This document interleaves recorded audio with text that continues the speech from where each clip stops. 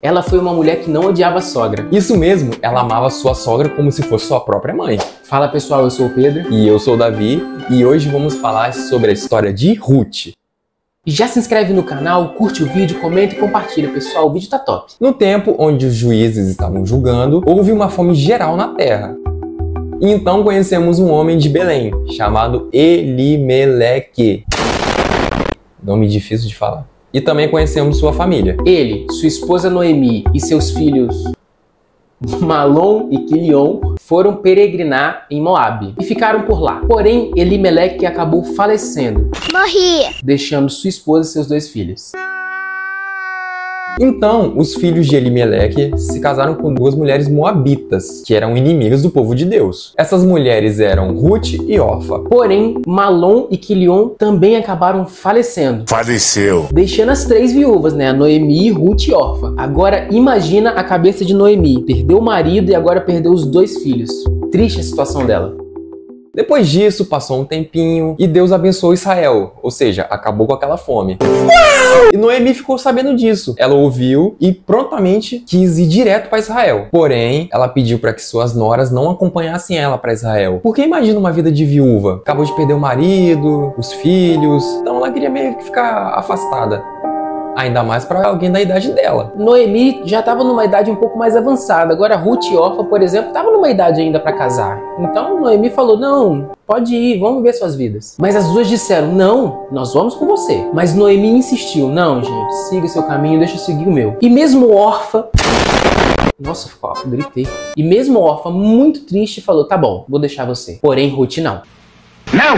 Ruth se apegou muito a Noemi, como diz nos versículos 15, 16 e 17 de Ruth 1. Então Noemi a aconselhou, veja, sua concunhada está voltando para o seu povo e para o seu Deus, volte com ela. Ruth, porém, respondeu, não insistas comigo que te deixe e não mais acompanhe. Aonde fores, irei. Onde ficares, ficarei. O teu povo será o meu povo e o teu Deus será o meu Deus. Onde morreres, morrerei, e ali serei sepultado. Que o Senhor me castiga com todo rigor, se outra coisa que não a morte me separar de ti. Lembrando que Ruth era de uma cidade pagã, ou seja, cidade pagã, ela também adorava Deus pagão. Deus pagões. Deuses pagãos. Deuses pagões. É como que fala? Deuses pagões. Vocês entenderam, gente? Vocês entenderam. Só que ela se apegou tanto a Noemi, gostou tanto dela que falou assim, verdade, agora o seu Deus vai ser o meu Deus. E elas duas foram juntas até Belém. Chegando em Belém, reconheceram Noemi. Será que é aquela ali que é Noemi? Porém ela disse, não me chame Noemi, me chame Mara. E Mara, gente, em hebraico significa águas amargas, ou amargura, tamanho sofrimento daquela mulher. Mas ela respondeu, não me chame Noemi, me chame Mara, pois o Todo-Poderoso tornou minha vida muito amarga. De mãos cheias eu parti, mas de mãos vazias o Senhor me trouxe de volta. Por que me chamam Noemi? O Senhor colocou-se contra mim, e Todo-Poderoso me trouxe desgraça. O antigo marido de Noemi, aquele mesmo que morreu, ele tinha um parente chamado Boaz, guarda esse nome. Ele era muito rico e influente.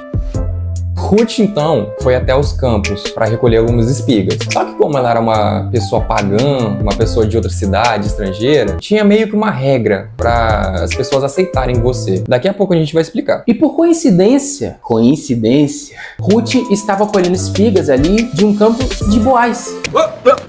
Here I come. Boaz então descobriu que Ruth estava colhendo espigas do seu campo e, sendo muito generoso, disse para ela ficar ali mesmo. Pode ficar aí, Ruth, tá tranquilo. Disse então Boaz a Ruth, ouça bem, minha filha, não vá colher noutra lavoura, nem se afaste daqui, fique com minhas servas. Preste atenção onde os homens estão ceifando e vá atrás das moças que vão colher. Darei ordem aos rapazes para que não toquem em você. Quando tiver sede, beba da água dos potes que os rapazes encheram. Então Ruth ficou muito emocionada com a atitude generosa de Boaz. Então ela perguntou, por que você tá fazendo isso comigo? Então Boaz respondeu, contaram-me tudo que você tem feito por sua sogra, depois que você perdeu o marido, como deixou seu pai, sua mãe e sua terra natal para viver com um povo que pouco conhecia. O Senhor lhe retribua o que você tem feito, que você seja ricamente recompensado pelo Senhor, o Deus de Israel, sob cujas asas você veio buscar refúgio. Boaz, além disso, convidou Ruth para uma refeição, também pediu para os seus funcionários deixarem cair feixes de trigo de propósito para Ruth poder colher. Porque naquela época, gente, os estrangeiros pegavam meio que as sobras, as espigas dos trigos. Mas Boaz não, pega um feixe mesmo e deixa cair de propósito. Naquela época era uma lei de Deus mostrar generosidade aos povos estrangeiros. Mas como meu irmão disse, Boaz fez muito mais do que só uma pequena generosidade. E Boaz fez isso com perfeição para Ruth. Isso mostra também como que Deus abençoou o fato de Ruth ser tão fiel assim a Noemi, sabe? Não deixar sua sogra por nada. E é claro, né, quando você declara que só Deus é o Senhor, Deus a abençoa também. Ruth volta para casa e Noemi pergunta: em qual campo você colheu? De quem era o campo? Noemi então descobre que era o campo de Boaz.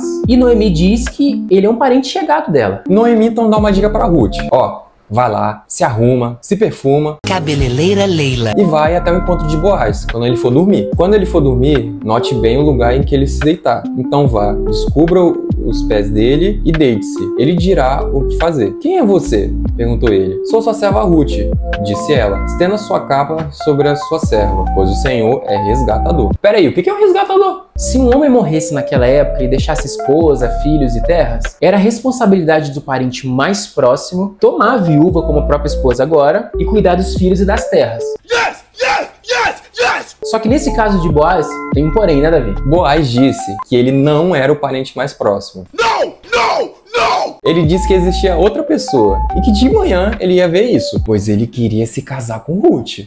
Yeah, boy! Boaz então, no outro dia, se juntou com 10 líderes da cidade e o seu parente mais próximo. E então disse: Noemi, que voltou de Moabe, está vendendo um pedaço da terra que pertencia ao nosso irmão Elimeleque. Pensei que devia trazer o assunto para sua consideração e sugerir-lhe que o adquira, na presença destes que aqui estão sentados e na presença dos líderes do meu povo. Se quer resgatar essa propriedade, resgate-a. Se não, diga-me, para que eu o saiba, pois ninguém tem esse direito, a não ser você, e depois eu. Eu a resgatarei, respondeu ele. Boaz, porém, lhe disse: no dia em que você adquirir as terras de Noemi e da Moabita Ruth, estará adquirindo também a viúva do falecido, para manter o nome dele em sua herança. O parente mais próximo até quis no começo, mas ele viu que as propriedades dele iam ficar meio que em risco. Aí ele falou: não quero. Aí então deixou para Boaz, que Boaz era o segundo mais próximo. Então Boaz adquiriu as terras de Elimeleque, Quilion e Malom, os parentes de Noemi. E é claro, como já era o desejo dele, Boaz se casou com Ruth.